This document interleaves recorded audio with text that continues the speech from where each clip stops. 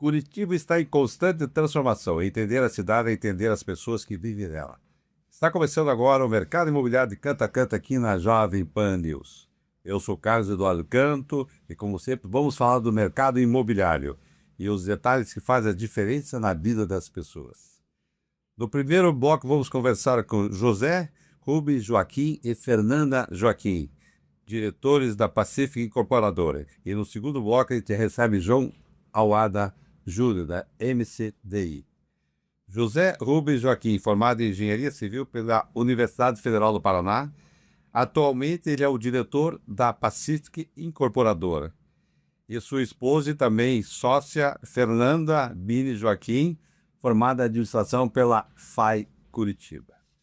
Obrigado por estar aqui, né, no programa Mercado Imobiliário. Obrigada, Canto. Canto. Obrigado, Canto. Ficamos muito lisonjeados com o seu convite, acompanhamos o seu programa e achamos aí que é muito interessante a proposta sua para essa rádio.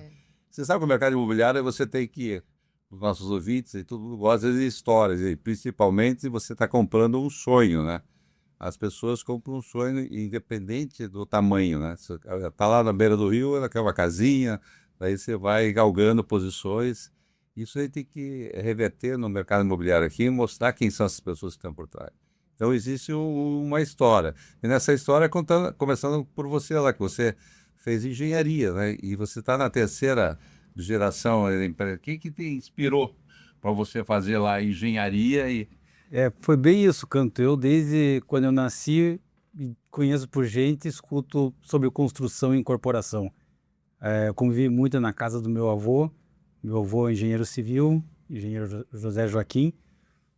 Os filhos acabaram indo, muitos deles, para essa área de construção e incorporação, bem como meu pai. Meu pai também engenheiro civil, era sócio Adriática, e eu acabei entrando durante a faculdade, iniciei o meu estágio pela Adriática. E tomei muito gosto pela essa área de construção e incorporação. Já trabalhei também na parte de vendas, mas o meu amor mesmo é por construção e incorporação. E o DNA está lá, né? Meu Tá DNA enraizado nos ancestrais da família. São conversas assim que a gente tem em casa com os avós, com pais, tios, e não foge muito. A gente tenta levar conversa para outro rumo, mas acaba caindo sempre nessa área de construção, de fornecedores, de novos materiais. Então, acaba que nosso dia a dia é tranquilo, assim, o trabalho é o reflexo do que a gente tem passado, assim, dentro de casa. Eu sou sincero, assim, dificilmente as entrevistas, ainda mais, são duas pessoas da empresa, ainda mais duas pessoas que são casadas, né? Mas eu queria, Fernanda, obrigado, né, também por estar aqui com a gente. Imagina. Obrigada a você pelo convite. E você é formada em administração. Eu cursei administração. Administração. E aí, no curso de administração, conheceu o Rubens. Na verdade, foi a nossa história, a história da Pacific, que começa bem, bem antes. Nós nos conhecemos na escola, no Santa Maria. Antes? Há 25 anos atrás. Então, e desde muito jovens, nós sempre tivemos uma afinidade em questão de empreender, de construir. Nós sempre gostamos muito de conversar sobre negócios. E há 19 anos atrás, nós resolvemos construir na nossa própria pessoa física 4 sobrados na rua. E daí foi um super sucesso, acabou vendendo tudo muito rápido. E nós resolvemos abrir a Pacific. Então, a partir... Seria boa, que eu estava vendo aqui. Você é administradora, como sempre a mulher administradora, que cuida da casa, do seu negócio. Exato. E ele é o matemático. O Rubens é o matemático. Basicamente isso. Então foi feita uma parceria. Foi. Você tem olhado depois disso. É isso aqui, eu gosto de construção, está aqui o engenheiro, Zé Parido, ele que vai cuidar, entendeu? E a incorporação e construção, ela não é só essa parte da engenharia, ela tem muitas coisas por trás, né? Ela tem o produto, ela tem a marca. Então, eu gosto muito, sou muito visual, adoro essa questão de estar atenta a detalhes, e eu me preocupo muito com a marca, com a Pacific, com a entrega do cliente. Mas dentro da tua família, lá atrás, tinha alguém que... Eu sou filha de comerciante e empresários, então o comércio e o empreendedorismo sempre foi algo que pulsou muito forte na minha casa. Assim. Aí você falou muito bem, acho que o Rubens sabe que hoje A construção civil, eu estou no mercado faz 50 anos, eu conheço um pouquinho, passei por vários ciclos, e a construção civil é tudo isso, né? Quer dizer, é um pilar importante da economia de qualquer país, e também você tem que, não é mais simplesmente, você tem que ter foco também, né? Não é construir, você está construindo sobrado, eu vou construir sobrado, está construindo Minha Casa Minha Vida. Então hoje o mercado imobiliário, a indústria imobiliária é muito forte, então tem que ter pessoas hoje realmente capacitadas, né? Agora, quando vocês fizeram lá, e de onde surgiu o nome Pacific, quem que deu a habilidade? Nós escolhemos juntos, Você né? sabe que tem uma história por trás desse nome, porque a construtora do meu pai, e o Fábio Joaquim, junto com o Fauzi, é Adriática. Outra, do meu tio, Alexandria, do meu avô, Mediterrânea. Então, sempre nomes de mares. Sim. Aí nós estávamos procurando um nome de mar para seguir a mesma. Eu falei, poxa, vamos colocar o nome de oceano para ser um pouco mais idoso. E aí surgiu o Pacífico. Ou você puser Pacific? Exato, acabou ficando Pacific. É importante que... E deu certo na primeira época, já... Deu, virou. Você pega o nome e você acaba sendo difícil para registrar, para... Não deu certo, registrou. Desses tempos, desses anos, a gente só mudou um pouco o layout de logo, mas sempre foi Reformou Pacific a desde o início. Agora, vocês falaram que o primeiro empreendimento foram os sobrados. Isso. E qual que... E logo em seguida, vocês já foram pro vertical? Não, a gente foi para sobrados e daí construímos outros sobrados e vimos assim uma dificuldade que o preço do terreno na época, uns R2, estava muito alto em relação para entregar sobrado. Então a rentabilidade não estava legal. Aí nós acabamos tendo aquela ideia, tinha um condomínio de townhouse, que é condomínio lá perto do Graciosa, são casas bem grandes. Nós acabamos conhecendo aquilo lá e falamos, puxa, vamos adaptar para sobrado isso daqui, que a gente consegue colocar muita mais área no terreno. E desde então a Pacific ficou conhecida por construir townhouse. Nós construímos diversos condomínios de townhouse e depois, em 10 anos, teve uma dificuldade de encontrar terrenos que comportassem um bom condomínio. Um terreno que precisa aí uma dimensão relativamente grande, com frente grande, para conseguir fazer uma implantação legal no terreno. Tendo essa dificuldade, a gente acabou indo para a verticalização, pela dificuldade de encontrar terreno, e desde então não paramos com a vertical. E a engenharia própria de vocês mesmos que... Isso. Nós somos construtora e incorporadora. Nós nunca quisemos terceirizar, até já foram vários planos, a gente já fez vários estudos, porque é uma dificuldade que a nossa equipe é bem enxuta. Então a gente tem 3 setores ali, incorporação, construção e venda. Aí o que nós estamos desfocando mais é a parte de vendas. A gente acha que as imobiliárias são muito mais bem organizadas e capacitadas para vender os nossos produtos do que nós vendermos apenas com house. Então nós estamos buscando bons parceiros para eles cuidarem dessa parte para nós. E a gente vai ficar focado na incorporação e construção. Fernanda, a mulher, geralmente, ela que mais decide a compra do imóvel, né? Que ela está ali vivenciando o sonho, o ninho, né? Exato. E a experiência que eu tive desde a época da Elise e tudo mais. E hoje em dia você está à frente da construtora, com certeza você põe lá até os pitacos em relação a memorial e tudo mais. Como é que é esse caminho da viabilidade, como ele falou, bem do terreno? Entrou o terreno lá na Pacific, vocês começam a analisar o que pode ser feito. Então, você se vê ali morando, você se vê as pessoas, as suas famílias ali? Canto, é até um assunto assim que recorrente, eu penso que eu acho que o incorporador ele tem uma responsabilidade enorme, porque ele acaba realizando o sonho de várias famílias em ter a sua própria casa. E nós somos os responsáveis em atender essas expectativas, a realizar. Então é algo que eu acabo me dedicando muito e sempre me imagino morando nos empreendimentos que nós estamos desenvolvendo. Então é algo assim que realmente é uma preocupação da Pacific, até por conta disso que nós não temos a intenção de ser uma incorporadora muito grande com diversos imóveis. Nós gostamos de... Boutique, o nome. Exato. Boutique, né? Boutique, porque... Trabalhando, né? Projeto. Agora, Qual foi o projeto de vocês, assim, que vocês depois que fizeram e falaram assim, e a expressão que virou a chave para cara, nós estamos Deixa eu- no caminho, sabe? Foram as townhouses que vocês fizeram, Foi um. foi o vertical, e qual foi? Eu acho assim, olhando para trás, as townhouses nos consolidaram no mercado com esses condomínios. Até depois acabou virando uma tendência na cidade. Hoje em dia temos diversos. E também o Fórmula 96, que é o edifício no Juveler, na Munhoz da Rocha, que foi um prédio de extrema dificuldade construtiva, um prédio todo em concreto aparente de 21 pavimentos. E foi algo que foi muito decisivo na nossa carreira, que foi o Fórmula 96. Hoje em dia até eu acho que Respira e fala, pô, pera, então eu entrei aqui uma obra de arte para a cidade. é uma obra de arte. O Fórmula Virou uma referência. é uma no bairro, né? referência no bairro O e importante é que os proprietários estão felizes. Né? exatamente. E a gente se divide muito bem, assim, porque eu tenho uma cabeça bem de engenheiro, exatas, e faço cálculo de viabilidade no terreno, custo de construção, e a Fernanda já é mais curiosa, ela vai buscar o que vai ser a tendência no momento ou no futuro. Então ela acaba trazendo para mim e para a Pacific e para os arquitetos muito o que ela quer. Então quando ela trouxe inicialmente o projeto do Flávio Schiavon, ela conversou com o Flávio, colocando essa ideia de prédio em concreto.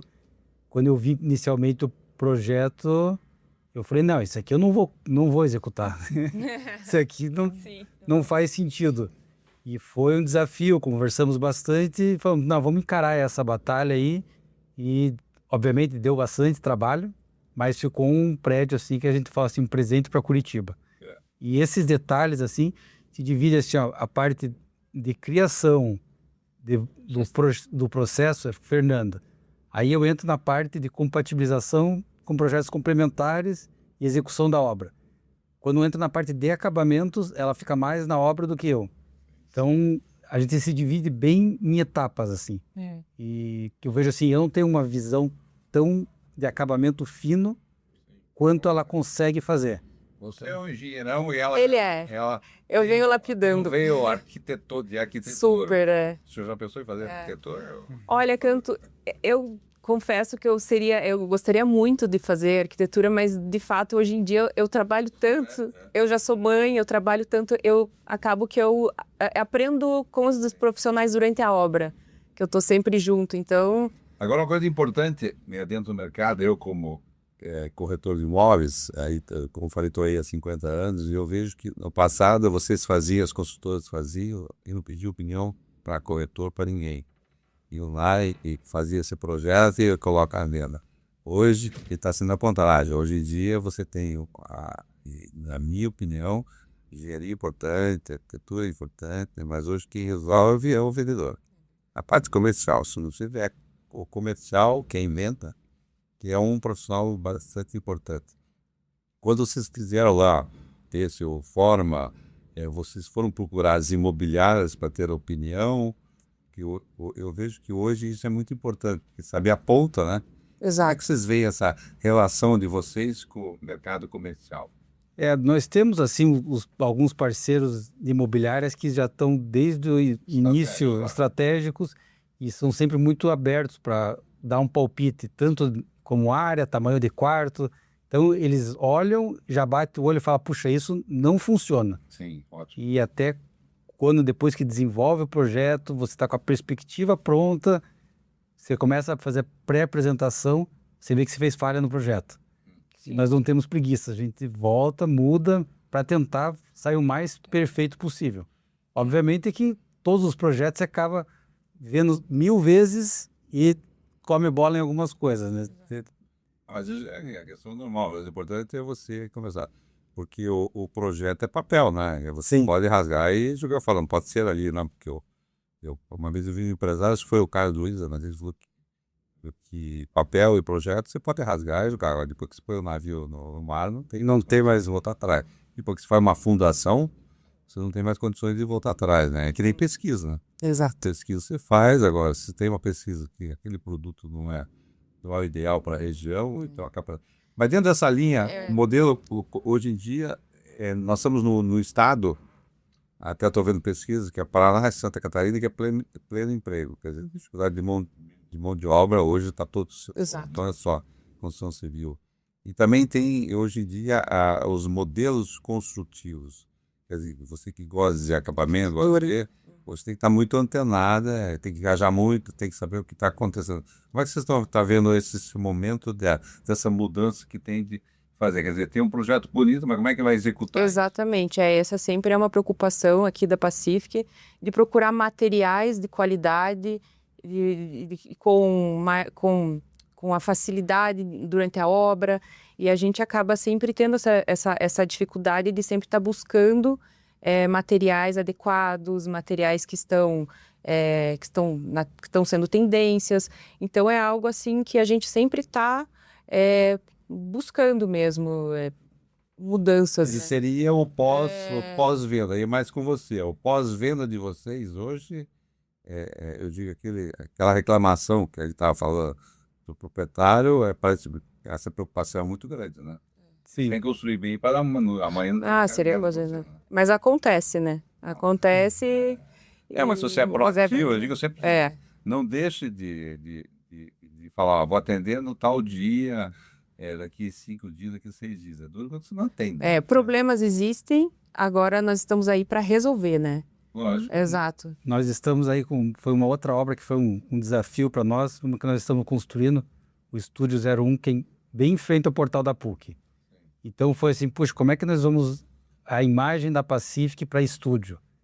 A gente teve bastante cautela nesse ponto, que o estúdio, todo mundo vê que está vendendo muito bem. A gente quis entrar nesse nicho, mas não deixou perder a essência da Pacific. Então a Nomo, o escritório da Nomo Arquitetura, pedimos para eles, a gente quer um projeto com a linha da Pacific. Eles fizeram um arquitetônico maravilhoso, bem em frente ao portal da PUC, então falou, ok, vamos seguir, porque é um ponto excelente, bem em frente à PUC, e o projeto arquitetônico ficou bom. Aí nós demos sequência, e lá nos estúdios fomos atrás das reclamações. Muito isolamento acústico, que é um problema. Estamos usando um material novo lá, que é umas divisórias com isopor, que dá 70 decibéis entre o ruído entre os estúdios. Foi um desafio implementar na obra, porque eles falaram, tem dificuldade de mão de obra e tem dificuldade do pedreiro querer mudar. Eles não querem aprender, estão acostumados daquela maneira, querem continuar. A gente pegou uma equipe própria e treinamos eles. Ficamos lá um mês treinando. Hoje eles adoraram o nosso sistema, porque é muito mais limpo, muito mais rápido, está funcionando excelente. Mas hoje a questão vamos falar para os nossos ouvintes aqui, o propósito da Pacific hoje. Vocês querem mais fazer o vertical, o horizontal, mais a stand house, vocês estão mais no estúdio.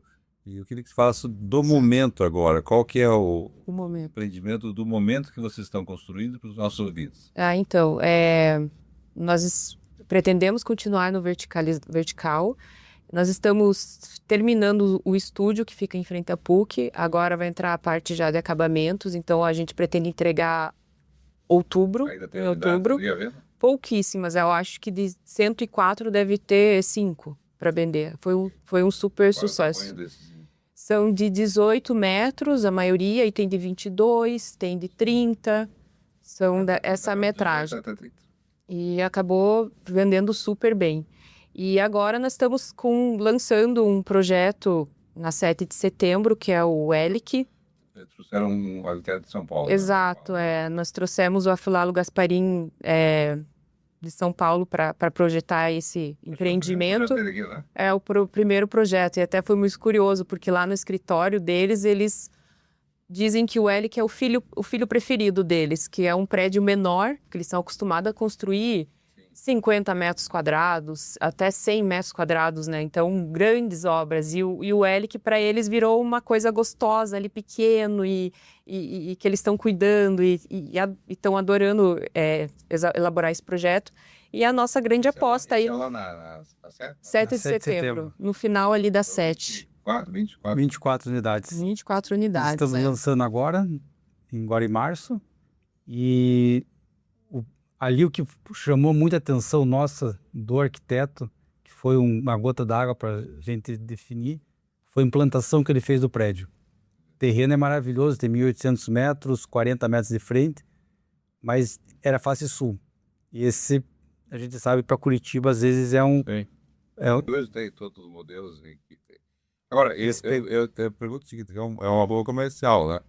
Essa situação é comercial. Você vai lá e me faz um prédio super sofisticado, 40 metros de frente.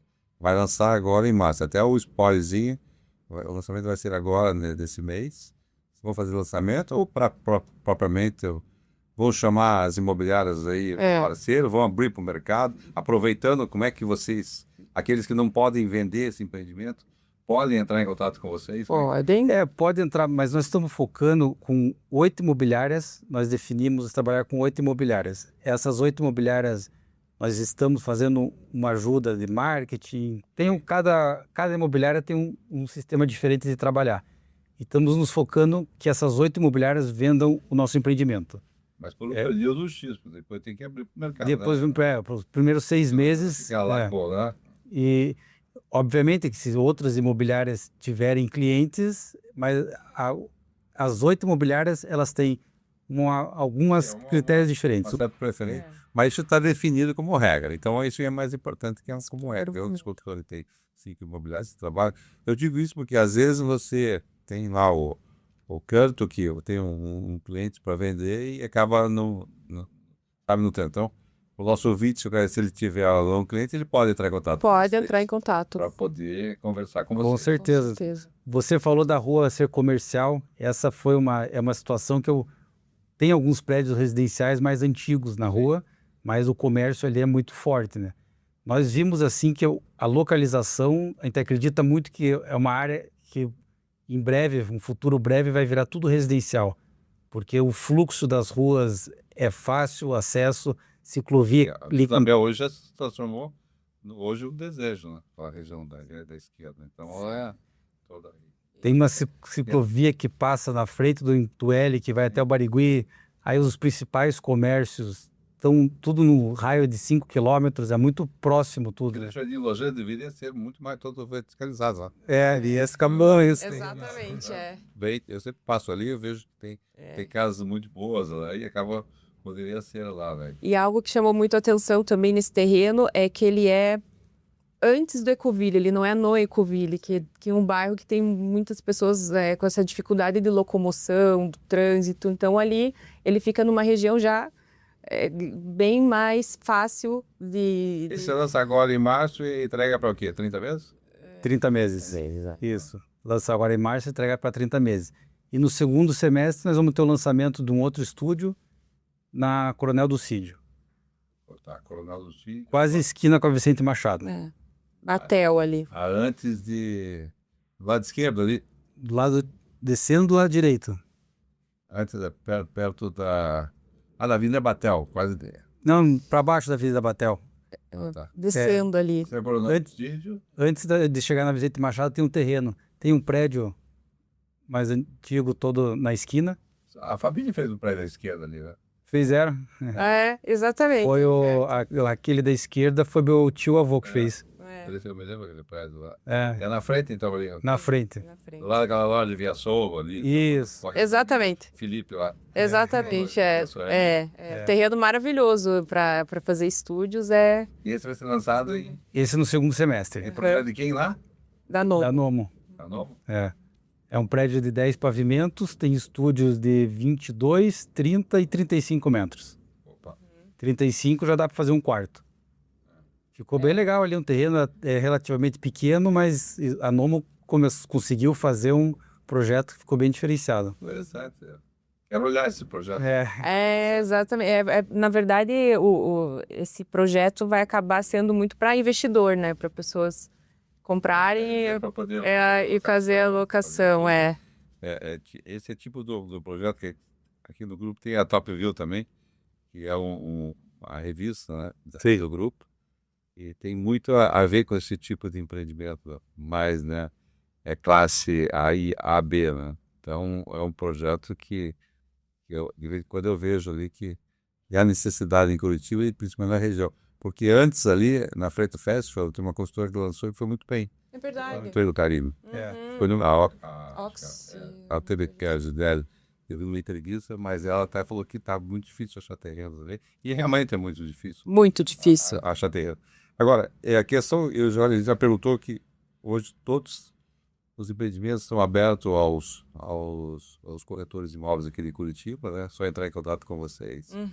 E também outra coisa, vocês estão contratando? Eu sempre pergunto, hoje em dia existe vaga na empresa? Sempre Na verdade, está contratando uma secretária só. Nesse momento. A nossa equipe está bem consolidada e o formato da Pacific na construção, a incorporação é com nós. Agora, a construção, a gente procura terceirizar com empreiteiros aí que a gente já tem mão de obra. A gente prefere ter essa gestão mais enxuta, onde a gente consiga estar por dentro de tudo que está acontecendo, todos os processos. A gente mantém sempre uma premissa nossa, assim, não ter uma equipe muito grande, né? O que tem são pessoas maravilhosas, os nossos funcionários antigos. Inclusive, tem um mestre de obra que conhece o Rubens desde criança. Desde criança, o Zé Paulo. Desde os 10 anos me conhece, então ele já trabalhou com meu pai, acabou seguindo a mesma linha comigo, então a gente tem uma equipe assim que tem muita confiança, então isso facilita muito o trabalho. Tá. Não, isso é bastante interessante. E a questão dos terrenos hoje, vocês estão com alguns bairros definidos, e já que vocês estão fazendo uma consultora, que o propósito é uma classe, né, AB que vocês têm, Exato. os terrenos, tudo em todos os bairros produtivos, são mais... Nós focamos mais, nós construímos nos últimos anos 3 empreendimentos na região norte e agora a gente mudou o Helic para uma região completamente oposta. A Pacific já é bem conhecida ali no Juvevê, Cabral, Centro Cívico. É o desejo hoje das pessoas essa região, né? Você sabe que ali vende muito bem, o valor do metro quadrado, digamos que ele não consegue acompanhar a região do Batel. Então, foi um sentimento nosso de, puxa, vamos mudar a região da cidade. Mas... Eu sou suspeito, eu gosto dessa região daqui, ó. Você vai ali mais bonito, porque o Batel hoje em dia não tem mais identidade, né? Pode ser. Tipo o Jardim em São Paulo, e, quer dizer, tem apartamento de 8 milhões, 10 milhões, 15 milhões, como também tem lá né, de 20 metros quadrados. E tem o comercial do lado. É verdade. Então, não tem mais identidade. E as pessoas hoje em dia, eu acredito muito que essa região, o AU, né? Mas você construiu no AU ali, né? Construiu no AU, o Boulevard. Que espetáculo, empreendimento aqui. Imagina, morar do lado daquela região do Buco, toda aquela área verde. E tem o Gris também, que nós entregamos agora esse ano, que é na frente do museu ali, né? A vista é o olho. É lindo. O André, que sim, jardim. O Gris é uma quadra abaixo do André. Eu vi. Bem em frente do Mon ali. Eu tava ali na prestinaria e o pessoal estava fotografando no teu lugar. As pessoas param, tiram foto. Aqui nós colocamos uma escultura do André Mendes, né, do artista paranaense. Ele projetou uma escultura para nós, para o empreendimento. Então, ele tem toda uma história por trás da escultura e acabou que nós compramos e colocamos na rua, praticamente, para as pessoas circularem e terem o privilégio de poder estar olhando. Fernando, até quase chegando no final do programa, nós estamos aí com...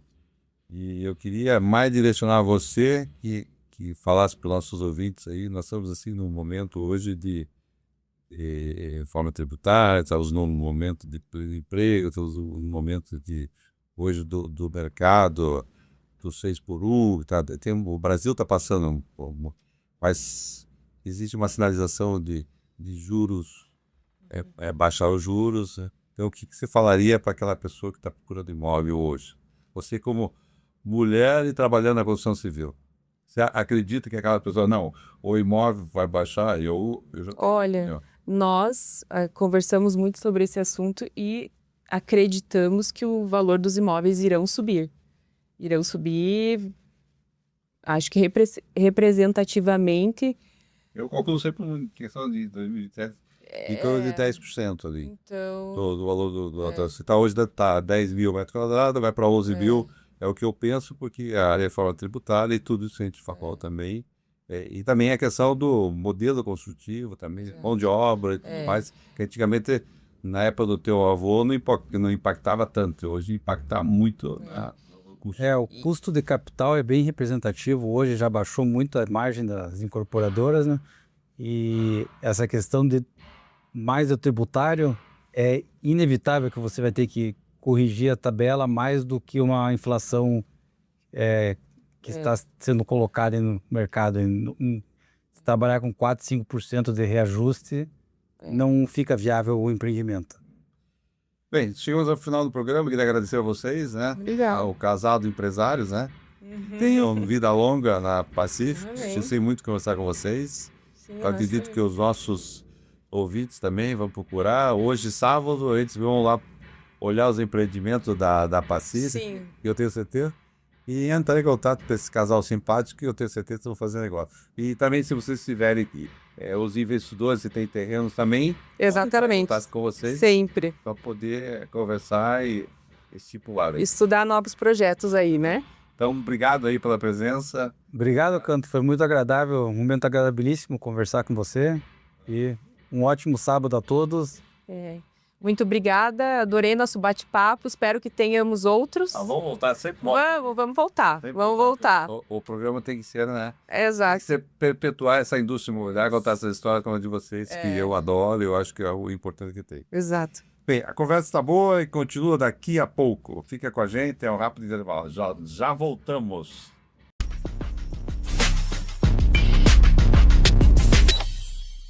Continuamos com o programa Mercado Imobiliário de Canto a Canto. Recebo João Awada Júnior, graduado em Engenharia Civil pela Escola Politécnica da USP. E também fez o curso de Formação de Conselho de Administração do IBGC e Gestão de Negócios aplicada à Incorporação pela FIA USP e SEAG-FG. Bom, experiência profissional. Ele esteve aqui em Curitiba durante muito tempo, onde eu tive o prazer de conhecê-lo na Tecnisa, e também foi sócio fundador e diretor-geral da Verticom Consultor em Empreendimentos. Morou nos Estados Unidos, onde trabalhou no ramo de logística internacional.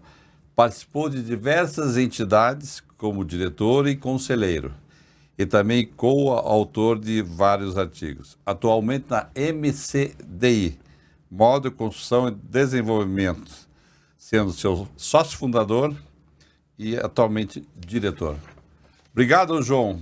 É um prazer recebê-lo aqui no programa. Eu que agradeço a oportunidade, sempre um prazer estar com você, Canto. Bom, João, você, pelo que eu conheço um pouquinho, você gosta muito de números, né? Acho que desde moleque, não sei se gostava muito de números, e para cursar uma das melhores escolas de engenharia do Brasil, a Politécnica, tem que ser bom, né, em números, não tem? Hoje a gente até sente isso. Os mais jovens, eles não gostam muito de matemática e engenharia e acabam fugindo da engenharia, mas realmente para a gente cursar engenharia civil, você precisa ser bom de matemática, de física, de química, então ter facilidade com números, raciocínio numérico é super importante. E o mais legal da Poli é que, além de ser uma faculdade de engenharia, onde você aprende coisas técnicas, era uma escola que ela ajudava muito, ensinava a gente muito a pensar. Porque a gente tinha aula com professores notórios, eu, Figueiredo Ferraz e outros. Então, eles eram professores que eles pincelavam o negócio e te provocavam a estudar. Então, foi uma escola, além de uma escola técnica, foi uma escola de vida muito legal. Mas ali não era uma escola assim, pode ser de elite, não é? Ali você tinha que ter conhecimento, né, para poder entrar. A Poli é uma escola pública e era extremamente concorrido. Era, vamos dizer, tinha duas faculdades de engenharia que eram muito concorridas à época. Uma era a Poli, outra era o ITA, que é o Instituto Aeronáutico. Então, assim, eram pouquíssimas pessoas, eram 600 vagas, para civil eram 200, então universo de diversas pessoas prestando, e eu na verdade, eu prestei 2 vestibulares só. Eu prestei, Na verdade, 3. Eu prestei FGV, prestei Mackenzie e prestei a Poli. Meu interesse era fazer a Poli, acabei entrando nos 3, comecei a Poli e a GV junto, não dava para levar. Sim. Aí quando acabei a Poli eu fiz o SEAG da FGV, mas realmente era bastante concorrido. Eu tive a felicidade de estudar em boas escolas antes, então eu sempre fui também uma pessoa muito focada e dedicada, então... Não incomodava os pais. Mas a engenharia veio pelo teu pai ou não? Não tem nada a ver? Não tem nada a ver. Meu pai era economista. Acho que um pouco da minha mãe. A minha mãe, ela é engenheira civil frustrada, porque acho que ela não fez engenharia civil, ela casou super jovem, mas acho que um dos sonhos da vida dela era ter feito engenharia civil. Então, desde criança, para mim, os brinquedinhos eram aquelas coisas de... Sim. Lembra aqueles tijolinhos de madeira para montar casa, guindaste? Acho que ela foi... aos poucos foi passando para você? Foi aos poucos me passando o sonho dela e nunca explícito, nunca ninguém me disse, você tem que fazer isso. Mas eu fui me interessando. O meu avô também, pai da minha mãe, ele construía muito, ele teve uma serraria. Então, acho que tem um pouco de genético e tem um pouco de gostar. Eu gosto muito um dos racionais de ter ido para a construção civil é que eu tenho uma veia muito empreendedora e era uma profissão em que eu poderia empreender e fazer alguma coisa sozinho, sem depender de estar numa grande companhia, etc. Sim. Então, esse foi um dos motivos. E o outro, que eu acho que é super bacana, e para mim é um dos legados de carreira, a gente consegue com a construção civil materializar sonhos, né? Seja de um empresário, seja de um comprador de imóvel, seja de um dono de escola, porque é aquilo, você participa de todo o processo e no fim aquilo fica pronto e a pessoa materializa um sonho que tinha. Eu brinco muito que a gente vende ilusão, administra aflição e entrega o sonho no final, né? Agora, dentro do estudo, eu lembro que há anos atrás, hoje eu vejo, estava vendo os currículos de CEOs, diretores de banco, tinha muito engenheiro, né, formado, né? Tem muito. Eu vou te falar da minha turma. Deve ter muito na área financeira, né? Da nossa turma da Poli, eu acho que não tem 10 dos que se formaram que atuam na construção civil. Apesar de engenheiros civis, a grande maioria, à época, foi para banco e, à época, tinha as empresas de informática, Itautec, etc. Hoje, é banco. Você não consegue pegar, vamos dizer, é difícil um menino estar fazendo engenharia civil, sair e falar, quero ser engenheiro civil para trabalhar em construção. A grande maioria acaba sendo cooptado por essas grandes empresas de consultoria, bancos, fundos, e são boas cabeças, né, com facilidade numérica, que são necessárias para esse tipo de business. Eles acabam realmente, muito poucos ficam no setor. A gente acaba sendo, o setor como setor acaba sendo bastante prejudicado, porque muitas dessas mentes brilhantes não ficam no setor. Agora, João, depois de 42 anos de experiência, hoje nessa área praticamente de engenharia, né, eu pergunto aí sobre as escolas de engenharia do Brasil e para os nossos ouvintes, o que você falaria para essa pessoa, para esse engenheiro, que o Brasil é um país que hoje em dia requer, tem uma infraestrutura completamente, que tem muita coisa a fazer pela frente, né? Eu acho que a engenharia ainda é um pilar importante para isso tudo, né? Eu gostaria que você falasse sobre isso. Sem sombra de dúvida. Assim, o Brasil, a gente pode sempre enxergar o copo meio cheio e o copo meio vazio. Eu gosto sempre de enxergar o copo meio cheio. E enxergando o copo meio cheio, o Brasil é um país com muitas oportunidades e com muita coisa para ser feito. Seja no nível privado, no nível público, em todos os... E uma das atividades propulsoras desse tipo de crescimento acaba passando pela construção civil. Você fala em construção de hospitais, escolas, hotéis, infraestrutura urbana, infraestrutura de logística, tudo de uma forma ou de outra acaba passando pela construção civil. Então, é um segmento que ele dá perspectiva de longo prazo para quem quer entrar na carreira, se formar e e poder evoluir e crescer, seja fisicamente no campo ou no nível de gestão, porque, na verdade, a gente precisa de tudo.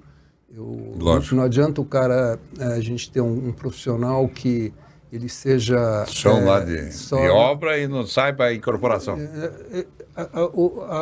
É importante o cara ser multidisciplinar. A gente até faz um programa na empresa de hoje dar oportunidade para estagiário dele passar 3 meses em cada área, como se fosse um job rotation, para que daí ele entenda um pouquinho também aquilo que mais tem a ver com o perfil dele.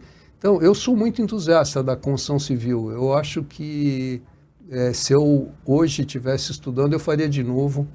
Acho que é uma profissão, vamos dizer, tirando medicina, mas eu acho que a construção civil e direito... tem vários, você pode ir para vários setores.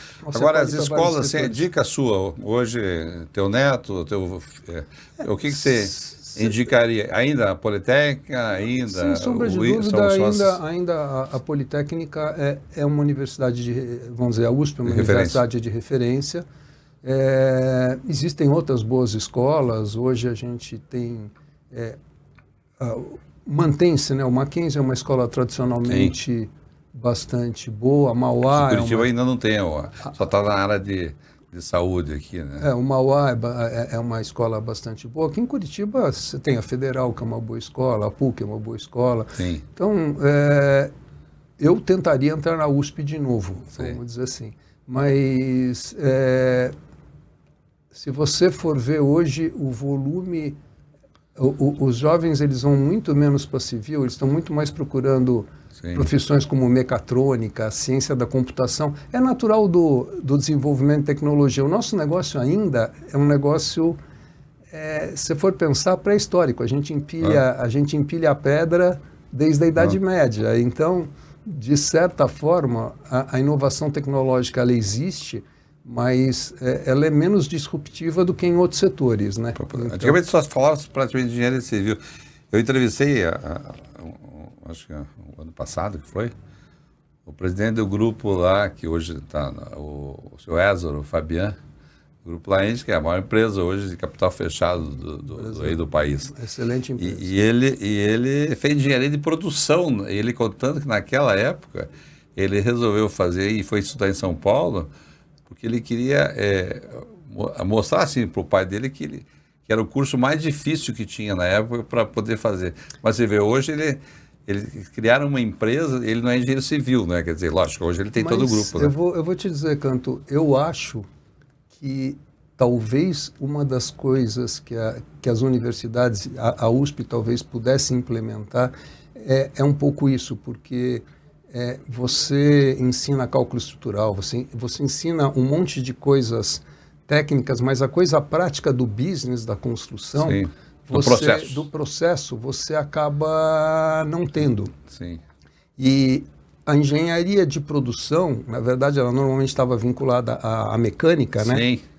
Era muito em função dos fluxos e processos das indústrias, etc. Tanto é que ele faz as fábricas todas as fábricas da de cerveja, Coca-Cola do Brasil. E a construção civil não deixa de ser uma indústria, mas... Tem a Porsche, né, que inclusive eles fizeram parceria, outros com a Porsche, que a gente nem sabe que a Porsche tem um processo também de construção, né, João? Tem. Então, eu acho que talvez o que eu hoje implementaria, pelo menos no currículo que eu fiz, era dessa linha de processos. A gente ter uma visão maior de processos e da parte produtiva do setor, porque a gente sai da universidade aprendendo a calcular, aprendendo isso, aprendendo aquilo, mas você não sai aprendendo a gerir um negócio. Tanto que eu saí da Poli, eu fui fazer FGV para pegar um pouco de elementos de administração e gestão, porque a escola de engenharia ela é ainda muito técnica, ela precisa preparar mais o profissional para os negócios. Essa é a visão que eu tenho. Para os nossos ouvintes, o João Alada Júnior, ele, como eu falei, ele ficou em Curitiba, aqui pela Tecnisa, que é uma das maiores consultoras, né, do Brasil. Agora, se eu fosse ler o currículo para vocês, é muito extenso. Mas, João, basicamente aqui é um programa Mercado Imobiliário e você sempre participou dessas construções, principalmente uma empresa como a Tecnisa, que na época não era no dono, teve que abrir, fazer a APO. E hoje em dia, o modelo da construção civil, como é que você está vendo hoje? Não só o modelo, a maneira de construir, como também tem os métodos construtivos, né? Sim. Então tem hoje uma vertente diferente, né? A verdade, Canto, é que o Brasil ainda ele é muito incipiente em industrialização. E a gente, vamos dizer, a industrialização deixou, ainda não evoluiu da maneira como devia. Eu sou entusiasta disso. Eu, em 2000, pela Verticom, a gente atendia alguns clientes e a gente fez o primeiro restaurante modular do Brasil. A gente trouxe os módulos de uma empresa que fabricava na Argentina como protótipo e tal.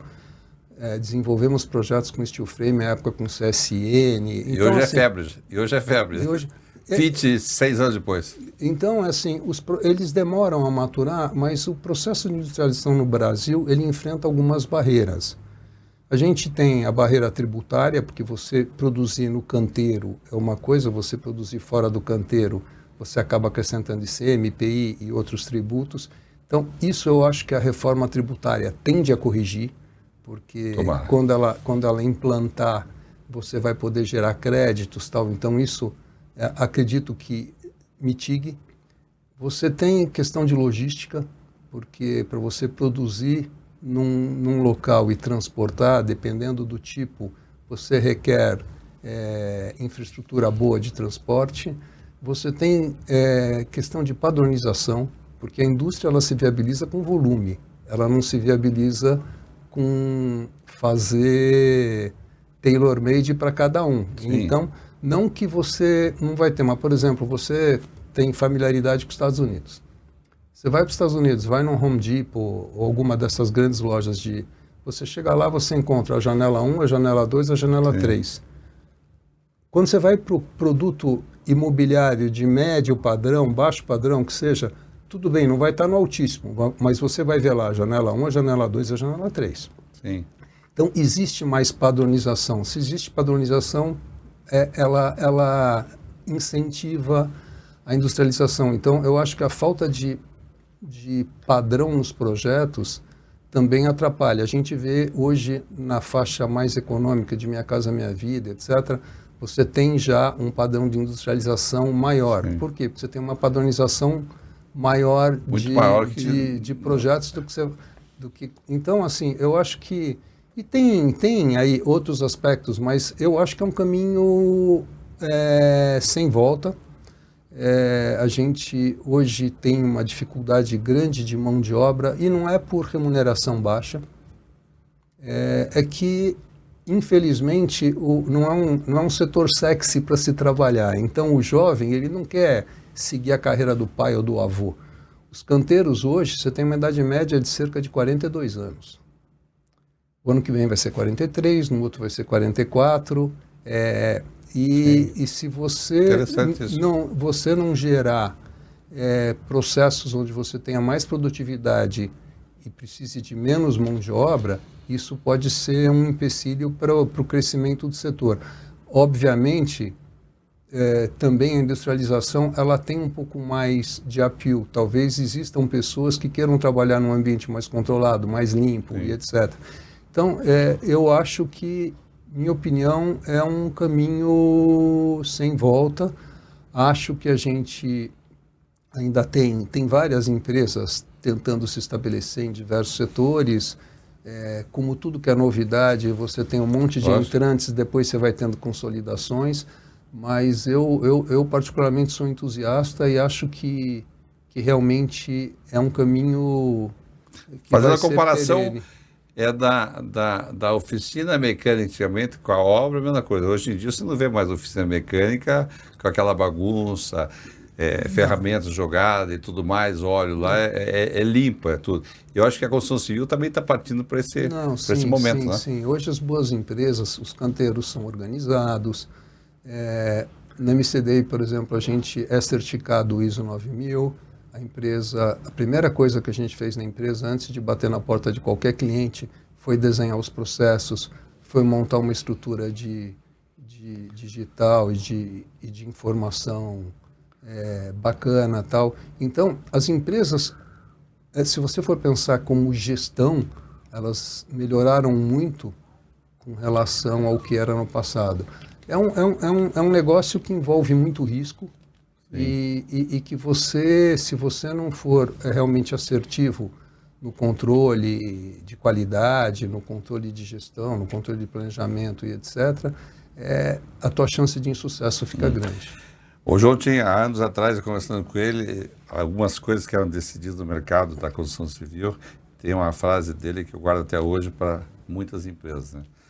Quando ele falava assim, faltou cabeça branca, faltou cabelo branco.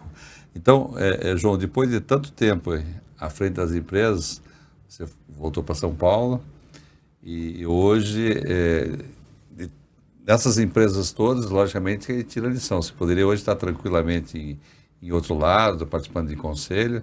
Você vai e é chamado através de 2 sócios, acho que é Valdir, né, e o Enzo, vocês fazem a MCDI. Eu queria que você falasse para os nossos ouvintes o que é a MCDI e qual é o propósito dela. Beleza, vamos lá. Na verdade, Canto, eu não conseguiria, acho muito legal a parte de conselho, etc., mas eu gosto da mão na massa do empreendedorismo, gosto do que eu faço, que é o setor de construção, desenvolvimento imobiliário. E aí, com a saída da Tecnisa, a gente resolveu ir por aí.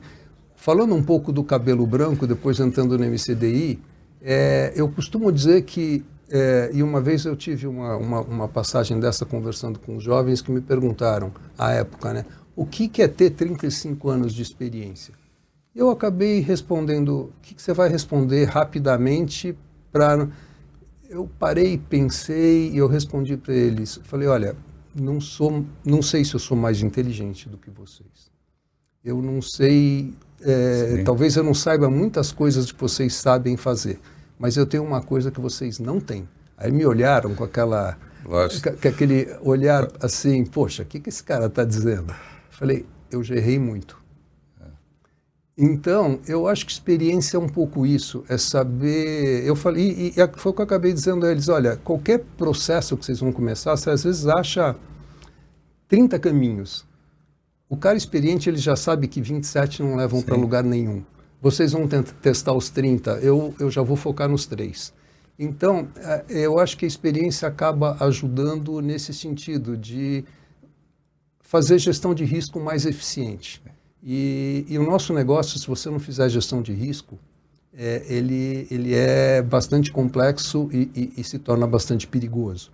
Então você precisa realmente conhecer, ter vivido, para poder saber o que dá certo, o que não dá certo e, eventualmente, quando você tem o desconhecido, poder, com a tua experiência, escolher o caminho. A MCDI nasceu um pouco disso. Saindo da Tecnisa, a gente montou a empresa. Tomamos a decisão de só ir a mercado, isso foi em 17, maio de 17, tomamos a decisão de só ir a mercado quando a gente estivesse com a empresa estruturada. Normalmente as pessoas abrem a empresa e já saem pegando negócios e fazendo, o brinco, vai trocando de roupa com o carro andando. Sim. A gente resolveu fazer um caminho inverso. A gente fez um aporte, fez um business plan, estruturou a empresa e a gente começou a desenhar processos, montar uma estrutura digital. Com o propósito, Canto, de estar preparado para poder atender as expectativas de quem ia nos dar as oportunidades. Porque, no fim do dia, preço e tal é importante, mas vale muito confiabilidade, vale muito reputação. E a gente um casamento ali, né? E a gente queria poder ter condição de entregar para os clientes a coisa no nível de expectativa que eles tinham. Assim, como negócio, o propósito da empresa realmente não deixa de ser um pouco aquilo que eu te falei quando eu pensei em construção civil, não deixa de ser um pouco do materializar sonhos. E eu, pessoalmente, tenho um propósito de sempre ajudar as pessoas. Isso vale muito para colaborador, ou às vezes até para clientes, mas a pessoa crescer. Eu fico muito feliz quando eu vejo profissionais que foram meus estagiários ou que trabalharam comigo, que foram colegas numa situação onde eu era o gestor e etc. E ver hoje pessoas em posição de destaque, que cresceram, encontrar com essas pessoas e ver que você fez diferença na vida delas, eu acho que não tem nada mais gratificante. O propósito de vida foi isso, vim aqui ser mentor sem custo nenhum, sem retorno nenhum para as pessoas. Mas eu acho que, Canto, a gente não faz nada para os outros esperando retorno. Se você faz alguma coisa esperando retorno, acho que perde um pouco eu sou assim, né? Então não posso falar nada. Então, assim... 99% do meu tempo. E normalmente, assim, eu te ajudo, mas talvez é uma outra pessoa que vai me ajudar porque eu te ajudei. O universo, ele conspira sempre a favor das pessoas que fazem as coisas positivas. Então, eu me guio muito por isso e me guio muito por não fazer para os outros o que eu não gostaria que fizessem para mim. Eu acho que se você leva isso dessa maneira, mesmo profissionalmente, eu acho que são pilares importantes. Então, a empresa nasceu em 17. Em 18 a gente se sentiu preparado para ir para o mercado, enfrentamos um mercado, à época, muito complicado, porque você tinha a eleição do Bolsonaro contra o Haddad, sem viés político ou não, enquanto não se definisse o que ia acontecer, ninguém tomava decisão de investimento, se investia quem precisava resolver um problema imediato, mas quem tivesse necessidade de estivesse fazendo um investimento, o país poderia tomar rumos diferentes. Sim. Então, muita gente aguardou. Tomada a decisão da eleição, a gente imediatamente assinou 3 contratos que estavam ali em gestação. E foram negócios que a gente assinou 100% lastreado na pessoa física. A empresa nunca tinha emitido uma nota fiscal. Mas era uma empresa que vinha com profissionais com experiência. São 3 cabelos brancos. 3 cabelos brancos. O Enzo tem uma história muito bonita. Sim, gigante. Na área de incorporação, em geral, mas depois focou mais na área de incorporação. Ele foi 21 anos em Par, saiu de lá como vice-presidente, foi 10 anos diretor executivo da Tecnisa e é um cara, sem dúvida, talvez uma das pessoas que mais conhece aí mercado imobiliário hoje. O Valdir é um amigo de longa data, é uma das pessoas que eu conheço que mais conhece mão de obra e execução. Então, acho que a gente acabou criando um trio bom com bastante sinergia. Aí, em 18, a gente fechou 3 obras interessantes. A gente fechou para fazer uma parte daquele empreendimento Cidade Matarazzo, em São Paulo. A gente fechou um hangar para a Latam, coisas totalmente diferentes. Um hangar para a Latam em São Carlos e uma obra de varejo. Porque quando você está começando... tudo que vem, dá um dinheirinho ali, vamos lá. Vamos embora. Até porque... E aprender também, né? Não, e até porque a vida, às vezes, você escolhe um caminho e ela te leva para outro, né? Então, aí começou a empresa, graças a Deus essas obras foram bem, clientes ficaram satisfeitos, vieram outros e a empresa evoluiu. Hoje, a gente atua basicamente em 3 segmentos. A gente faz obra para terceiros, então a gente olha 4 setores ativamente, que é a parte de imobiliária, hotelaria, educação e saúde, com mais foco na imobiliária. É a maior busca ativa, seja comercial ou seja residencial. A gente atua na área de incorporação, originando negócios, participando com a participação, faz toda a formatação, a gente entra no risco também com uma participação em função da capacidade financeira que a gente tem no momento para participar daquela exposição. Sim. e a gente consegue fazer toda a gestão do negócio.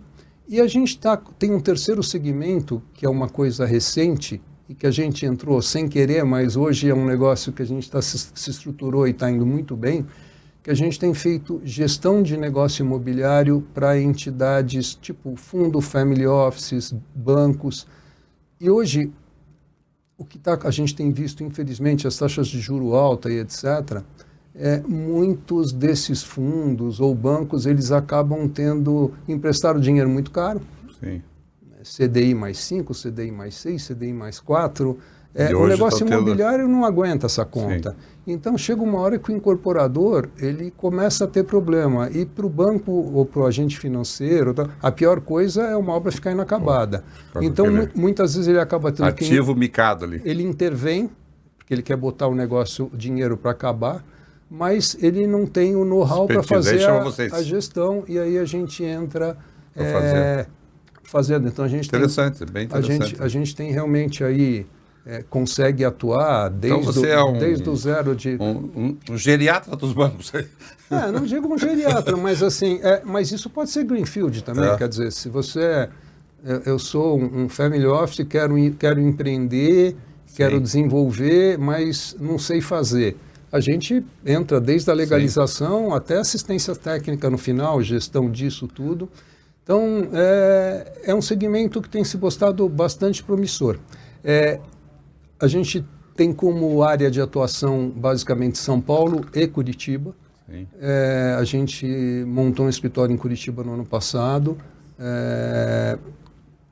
Já tem uma obra aqui, já estão com outras aulas também. A gente já começou uma obra aqui em Curitiba, ali na Carlos de Carvalho, para a Blue e para a Investpark. Temos outros negócios sendo entabulados e a gente está olhando com atenção também oportunidades de participar de incorporação, como a gente faz em São Paulo. Então, eu gosto muito de Curitiba. Eu vim para cá atuar pela Tecnisa, me encantei pela cidade, fiz bons amigos. No nosso negócio, o relacionamento é muito importante, porque o nosso negócio é muito lastreado em confiança. Então, a gente entendeu que tinha uma oportunidade. Eu tenho família em Curitiba, então é uma cidade que sempre...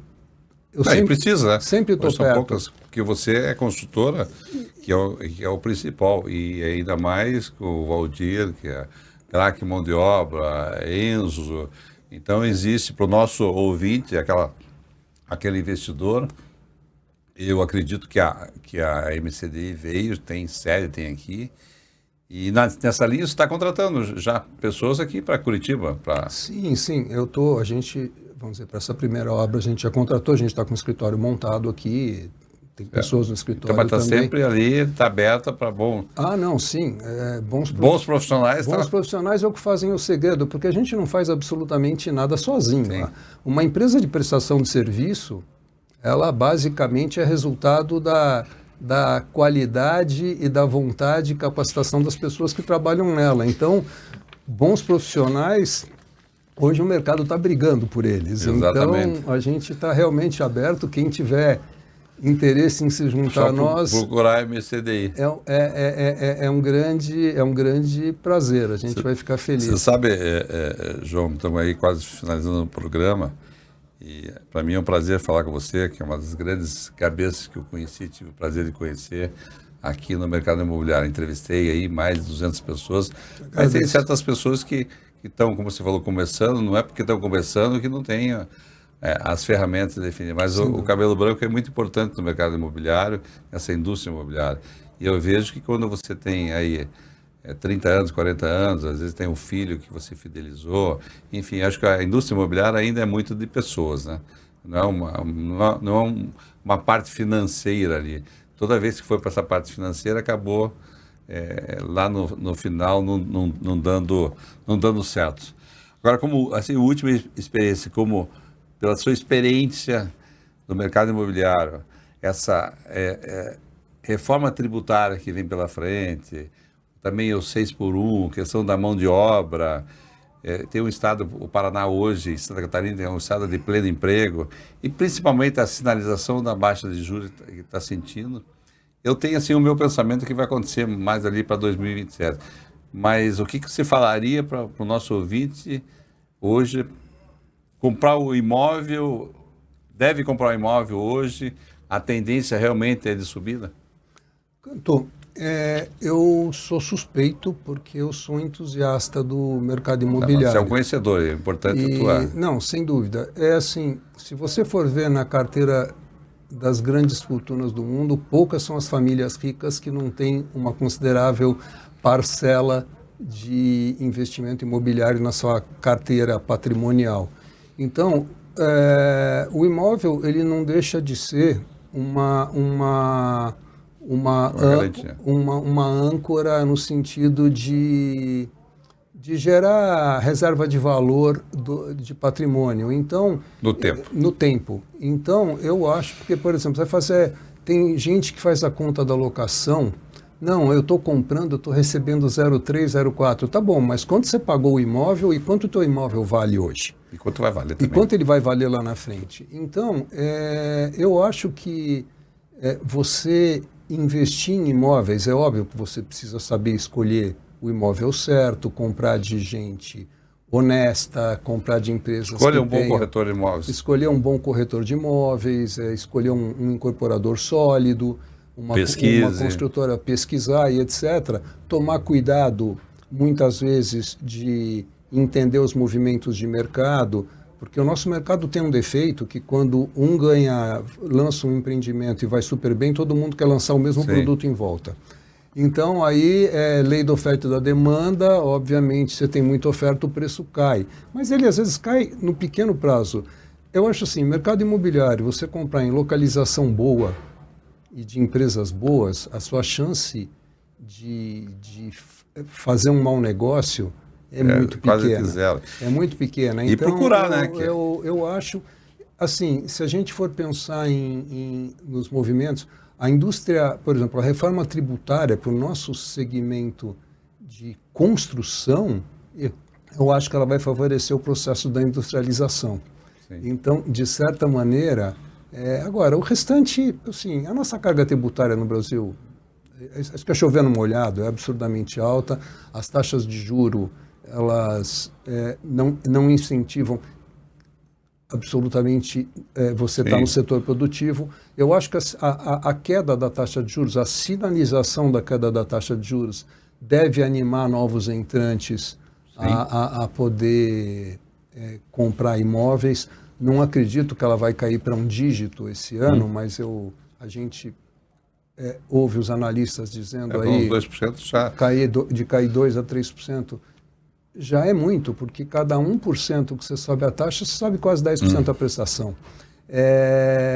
O comprador, ele tem que vincular, ele toma o financiamento vinculado à capacidade de renda e de pagamento. Ou seja, quanto maior a taxa de juros, pior a capacidade de compra. Então, a queda da taxa de juros, sem dúvida, é um excelente incentivo, sinalização de melhora. Eu acho que se você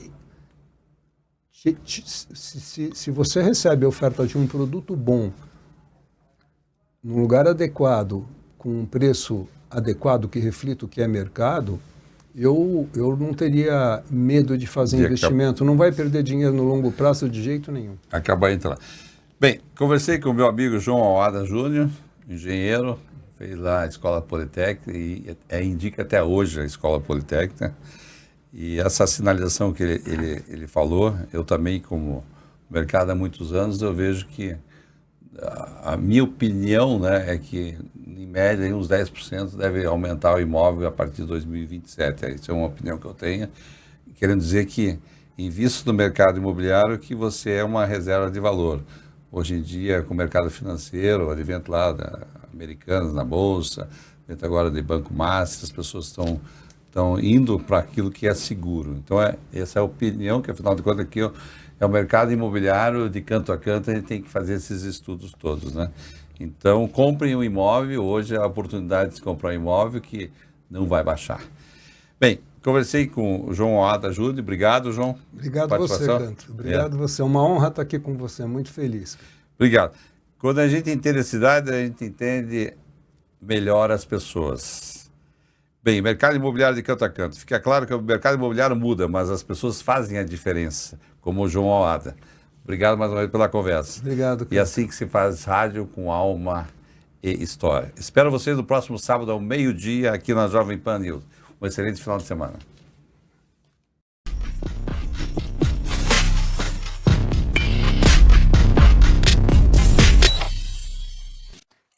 Olá, sou Carlos Eduardo